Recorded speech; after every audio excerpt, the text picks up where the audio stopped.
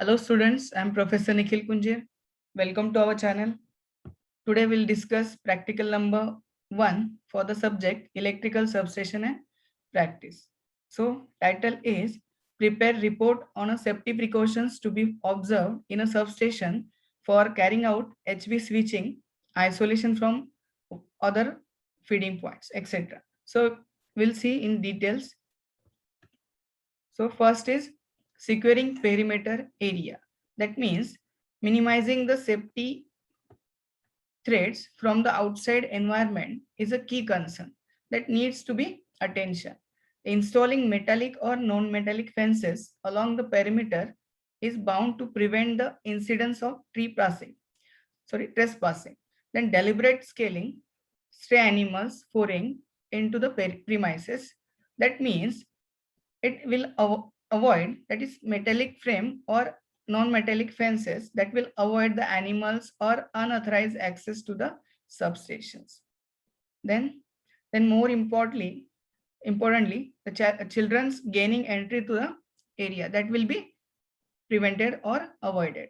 Then washout and structural damage to the enclosure requires prompt attention. Then use of appropriate warning signs on the fencing is recommended. The warning signs such as danger ahead, high voltage ahead. So these warning signs that should be used in a substation. Then next is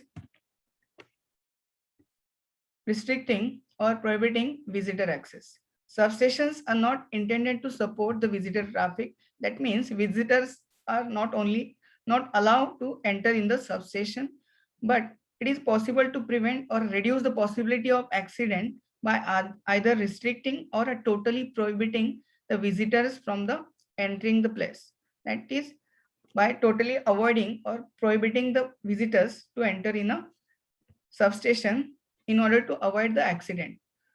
In unavoidable circumstances, the visitor accompanied by experienced personnel can be allowed access. That means if you have any experienced personnel with you, then visitors can be allowed, but with the necessary safety precautions and PPE kits. Then next, monitoring or guiding vehicular traffic. That means it is important to monitor and guide vehicles that is entering in a substation to ensure that there is sufficient clearance in between objects on the roof of the vehicle and overhead line and elevated equipment within the substation. That means the proper clearance is maintained between the object at the roof of the vehicle and at the overhead lines.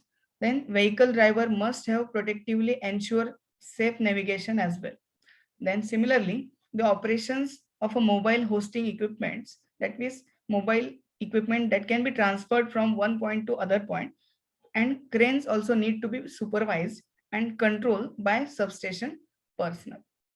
So next is prohibiting equipment storage. So substations also tends to develop as a storage for equipments and other material that find use in the environment, leading to at least a couple of unwarranted risks.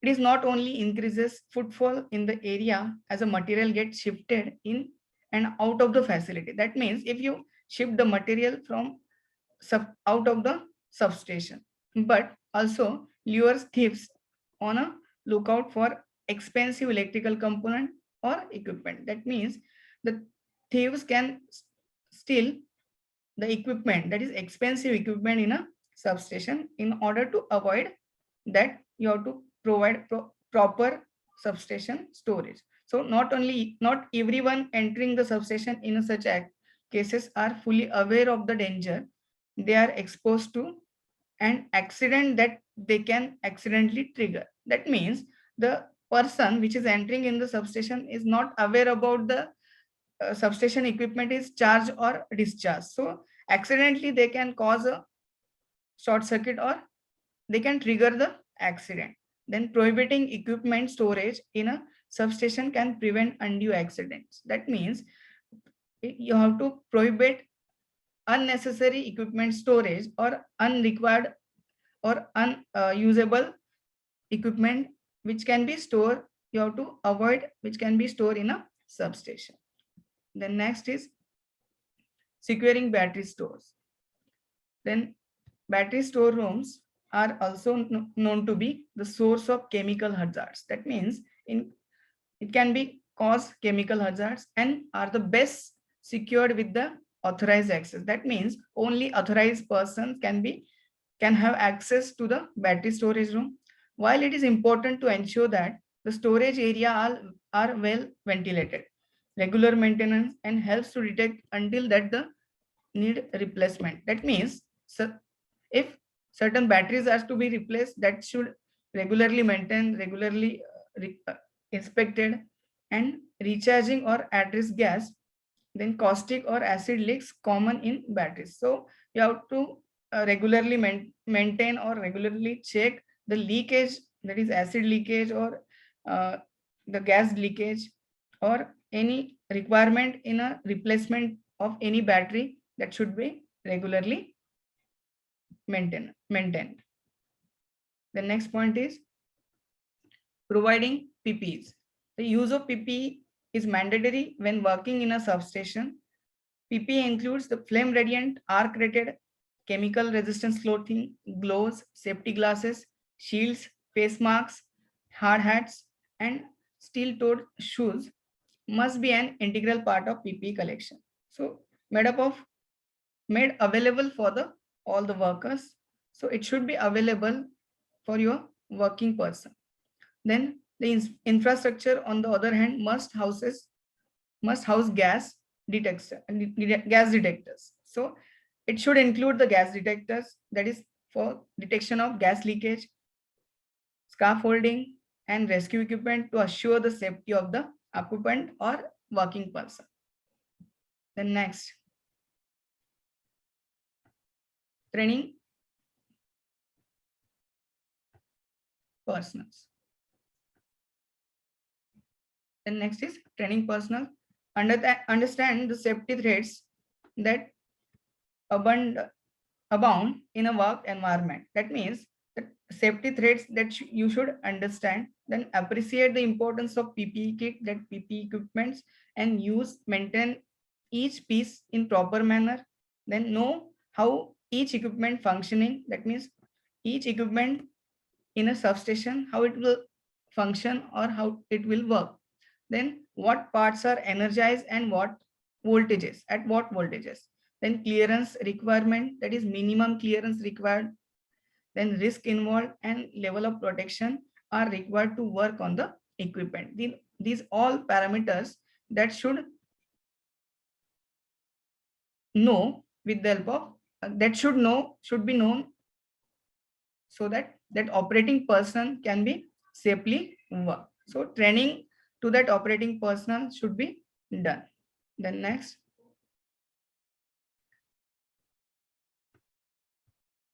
be caution even when around de-energized equipment. If you are working with your energized or de-energized working, while working with de-energized equipment, so precautions is to be taken. Then conduct routine inspection to ensure that the area and the equipment are safe for use prior to each task, whether that equipment is safe for that performing particular task, that you have to inspect, that working person should inspect. Then maintain the prescribed clearance from each type of equipment and handle operations remotely if the options is available.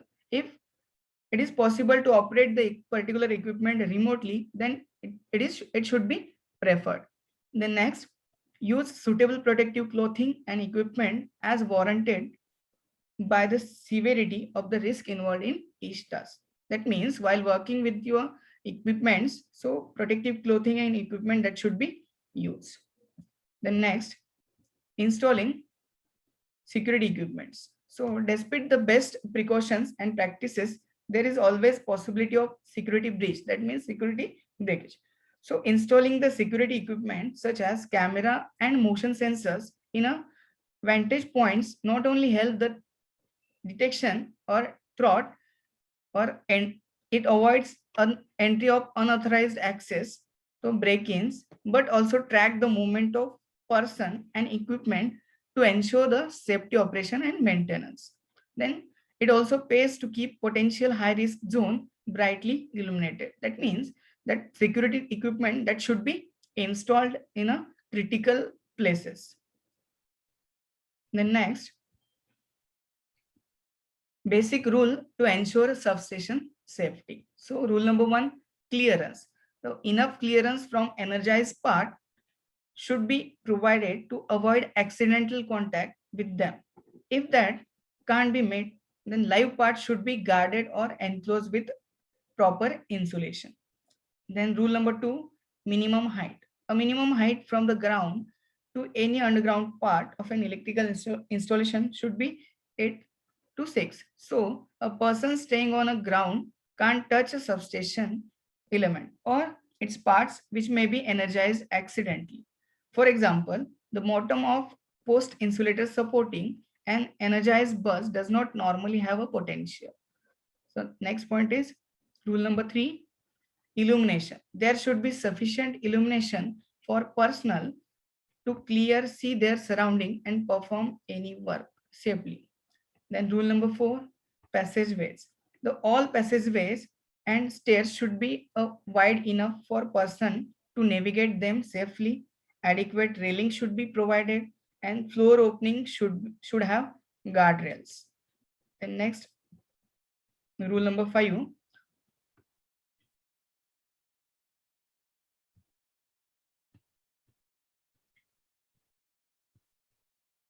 evacuation routes. So exit should be clearly marked and evacuation route should be free from obstructions depending on the function of building. For example, control house, it may require several exits to avoid the person being trapped during the equipment fault or fire.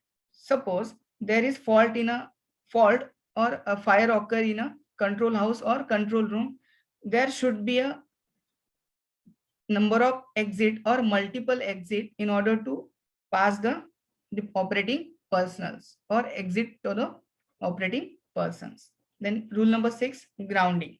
All substation metallic structures, fences and equipment tanks should be connected to the station ground grid, which should be designed to ensure that step and touch potential values are lower than the one stipulated in the applicable standard. That means your touch potential and step potential values should be as low as possible in order to pass that fault current to the earth. So necessary grounding or earthing should be provided. The next is precautions to be followed in a substation. So first is don't work alone in an event of emergency. Another person presence may be essential. If someone working alone, so it will require another member, another working person for its help. So don't work alone. Then next is always keep one hand in your pocket when anywhere around powered line connected or high voltage system. So you have to keep one hand in your pocket. Then second, wear rubber bottom shoes or sneakers. An insulated floor is better than the metal or bare concrete, but this may be outside of your control. That means you can use the insulated floor better than the metal or bare concrete. A rubber mat should be an acceptable substitute, but a carpet, not matter how thin, may not be particularly good insulator. So you have to use the rubber mat for proper insulation. Next, wear eye protection, large plastic lenses, eyeglasses or safety goggles. Then don't wear any jewelry or other articles that cloud accidentally contact circuitry and conduct current or get caught in a moving part. So you have to avoid the wearing any jewelry as well as any other articles. Then set up your work area away from the possible ground that you may accidentally contact. That means you have to set up your working area. That means suppose you have to prepare or you have to work on the transformer, you have to set up that working area away from the transformer circuit or transformer. Then next, precautions for isolation from other feeding points. So first of all, identify correct isolation point or device. In that, for all work on low voltage electrical equipments or circuit, it is important to ensure that the correct point of isolation is identified. That means while working on electrical equipment, which point you have to isolate, that should you have to firstly identify. Then when isolating the main source of energy, it is also essential to isolate any secondary source such as standby generator, uninterrupted power supplies, and micro generator. That means if you have to work on a transformer, if you isolate the main source or main source of energy or main isolator you have disconnected, but you should disconnect your secondary source also, that is standby generator or UPS supply or micro generator. This is your basic important thing. Then next point is check condition of voltage indicating devices such as a test lamp or two pole voltage detector, that you have to check the test lamp is working or not. So voltage indicating device you should check. Then switch off installation or circuit to be isolated. So it should never be assumed that equipment is dead because a particular isolation device has been placed in the off position. Suppose a particular device has been set to the off position, you have to never assume that that equipment is dead or that equipment doesn't carry any current. So you have to taken care of it. Then next, verify with voltage indicating devices that no voltage is present.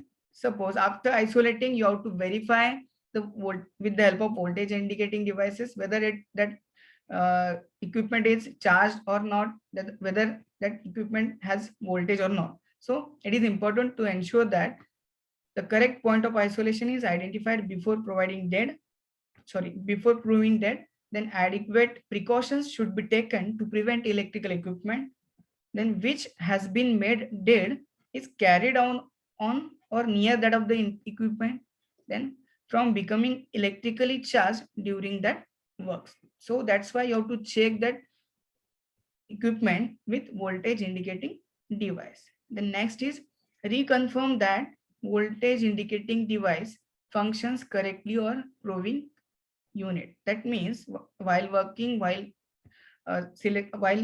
checking the voltage with the help of voltage indicating devices, you have to confirm that voltage on the indicating device is functionally correct or not. Then next is installation circuit. It is preferable for appropriate locking of device be used on the point of isolation. That means you have to use a locking of device so that other person cannot be on or off or cannot be operate that equipment or cannot be operate that circuit. So you should take care of that. Then post warning notice.